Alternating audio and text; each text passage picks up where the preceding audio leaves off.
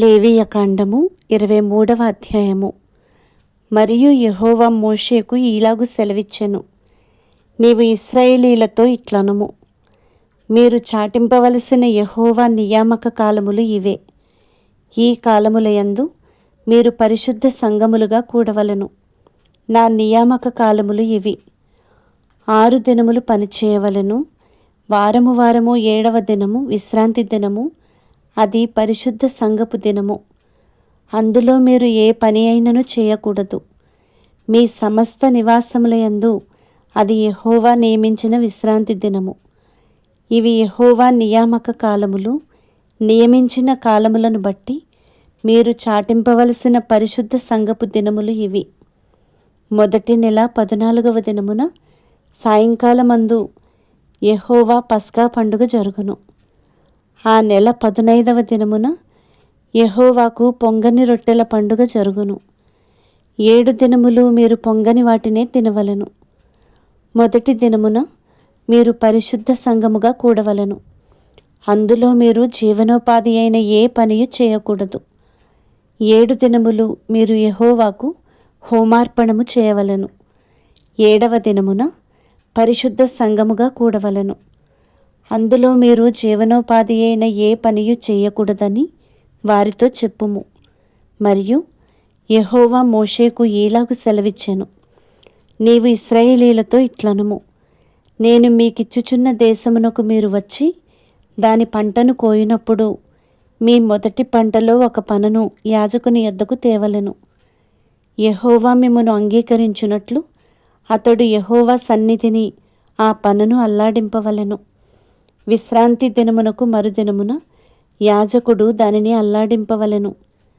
మీరు ఆ పనను అర్పించు దినమున నిర్దోషమైన 7 పొట్టేలును యెహోవాకు దహనబలిగా అర్పింపవలెను. దాని నైవేద్యము నూనెతో కలిసిన 2 10వ వంతుల గోధుమ పిండి. అది యెహోవాకు ఇంపైన సువాసన గల హోమము. దాని పానార్పణము 30 ద్రాక్షారసము. మీరు మీ దేవునికి అర్పణము తెచ్చు వరకు ఆ దినమెల్లా మీరు రొట్టె ఏమి, పేలాలు ఏమి, పచ్చని వెన్నులేమి తినకూడదు. ఇది మీ తరతరములకు మీ నివాస స్థలములన్నిటిలో నిత్యమైన కట్టడ. మీరు విశ్రాంతి దినమునకు మరునాడు మొదలుకొని, అనగా అల్లాడించు పనను మీరు తెచ్చిన దినము మొదలుకొని 7 వారములు లెక్కింపవలెను. లెక్కకు తక్కువ కాకుండా 7 వారములు ఉండవలెను. 7వ విశ్రాంతి దినపు మరుదినము వరకు మీరు 80 దినములు లెక్కించి యెహోవాకు క్రొత్త ఫలముతో నైవేద్యము అర్పింపవలెను. మీరు మీ నివాసములలో నుండి తూములో 2/10వ వంతుల పిండి గల 2 రొట్టెలను అల్లాడించు అర్పణముగా తేవలెను. వాటిని గోధుమ పిండితో చేసి పులియబెట్టి కాల్చవలెను. అవి యెహోవాకు ప్రథమ ఫలముల అర్పణము. మరియు మీరు ఆ రొట్టెలతో నిర్దోషమైన 7 ఏడాది మగ గొర్రె పిల్లలను, 1 కోడెదూడను, 2 పెద్ద పొట్టేళ్లను అర్పింపవలెను. అవి వారి నైవేద్యములతోనూ వారి పానార్పణములతోనూ దహనబలి అయి యెహోవాకు ఇంపైన సువాసన గల హోమమగును. అప్పుడు మీరు మేకలలో 1 పోతును పాప పరిహారార్థ బలిగా అర్పించి 2 ఏడాది గొర్రె పిల్లలను సమాధాన బలిగా అర్పింపవలెను.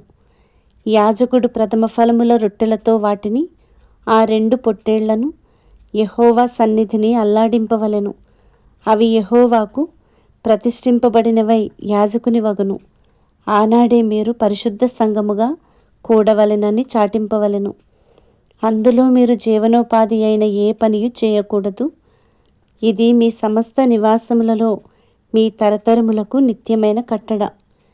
మీరు మీ పంట చేను కోయినప్పుడు నీ పొలము యొక్క ఓరలను పూర్తిగా కోయకూడదు. నీ కోతలో రాలిన పరిగెను ఏరుకొనకూడదు.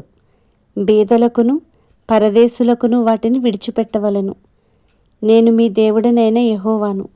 మరియు యెహోవా మోషేకు ఈలాగు సెలవిచ్చెను, నీవు ఇశ్రాయేలీయులతో ఇట్లనుము, 7వ నెలలో మొదటి దినము మీకు విశ్రాంతి దినము. అందులో జ్ఞాపకార్థ శృంగధ్వని వినినప్పుడు మీరు పరిశుద్ధ సంఘముగా కూడవలెను. అందులో మీరు జీవనోపాధి అయిన ఏ పనియు చేయటం మాని యెహోవాకు హోమము చేయవలెను.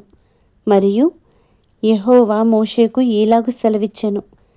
ఈ 7వ నెల 10వ దినము పాపము నిమిత్తమైన ప్రాయశ్చిత్తార్థ దినము. అందులో మీరు పరిశుద్ధ సంఘముగా కూడవలెను. మిమ్మును మీరు దుఃఖపరుచుకొని యెహోవాకు హోమము చేయవలెను. ఆ దినమున మీరు ఏ పనియు చేయకూడదు. మీ దేవుడైన యెహోవా సన్నిధిని మీరు మీ నిమిత్తము ప్రాయశ్చిత్తము చేసుకొనుటకై అది ప్రాయశ్చిత్తార్థ దినము. ఆ దినమున తన్ను తాను దుఃఖపరచుకొనని ప్రతివాడు తన ప్రజలలో నుండి కొట్టివేయబడును. ఆ దినమున ఏ పనినైనను చేయు ప్రతి వానిని వాని ప్రజలలో నుండకుండా నాశనము చేసేదను. అందులో మీరు ఏ పనియు చేయకూడదు.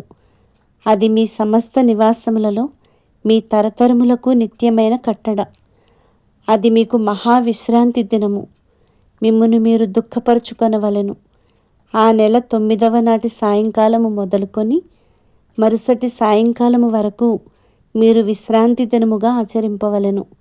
మరియు యెహోవా మోషేకు ఈలాగు సెలవిచ్చెను. నీవు ఇశ్రాయేలీలతో ఇట్లనుము. ఈ 7వ నెల 15వ దినము మొదలుకొని 7 దినముల వరకు యెహోవాకు పర్ణశాలల పండుగను జరపవలెను. వాటిలో మొదటి దినమున మీరు పరిశుద్ధ సంఘముగా కూడవలెను. అందులో మీరు జీవనోపాధి అయిన ఏ పనియు చేయకూడదు. 7 దినములు మీరు యెహోవాకు హోమము చేయవలెను.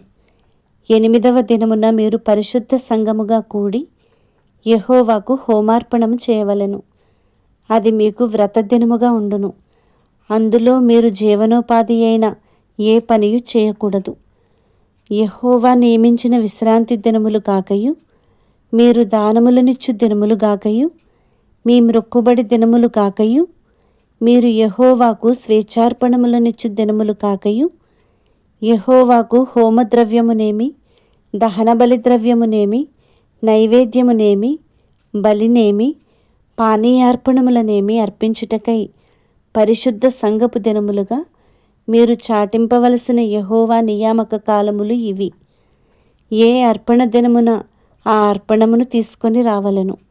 అయితే 7వ నెల 15వ దినమున మీరు భూమి పంటను కూర్చుకొనగా 7 దినములు యెహోవాకు పండుగ ఆచరింపవలెను. మొదటి దినము విశ్రాంతి దినము, 8వ దినము విశ్రాంతి దినము. మొదటి దినమున మీరు దబ్బ పండ్లను, ఈతమట్టలను, గొంజి చెట్ల కొమ్మలను, కాలువల యొద్ద నుండి నిరవంజి చెట్లను పట్టుకొని 7 దినములు మీ దేవుడైన యెహోవా సన్నిధిని ఉత్సహించుచుండవలెను. అట్లు మీరు ఏటేటా 7 దినములు యెహోవాకు పండుగగా ఆచరింపవలెను. ఇది మీ తరతరములలో నిత్యమైన కట్టడ. 7వ నెలలో దానిని ఆచరింపవలెను. నేను ఐగుప్తు దేశములో నుండి ఇశ్రాయేలీలను రప్పించినప్పుడు వారిని పర్ణశాలలో నివసింపచేసితినని మీ జనులు ఎరుగునట్లు 7 దినములు మీరు పర్ణశాలలలో నివసింపవలెను. ఇశ్రాయేలీలలో పుట్టిన వారందరూ పర్ణశాలలలో నివసింపవలెను. నేను మీ దేవుడనైన యెహోవాను. అట్లు మోషే ఇశ్రాయేలీలకు యెహోవా నియామక కాలములను తెలియచెప్పెను.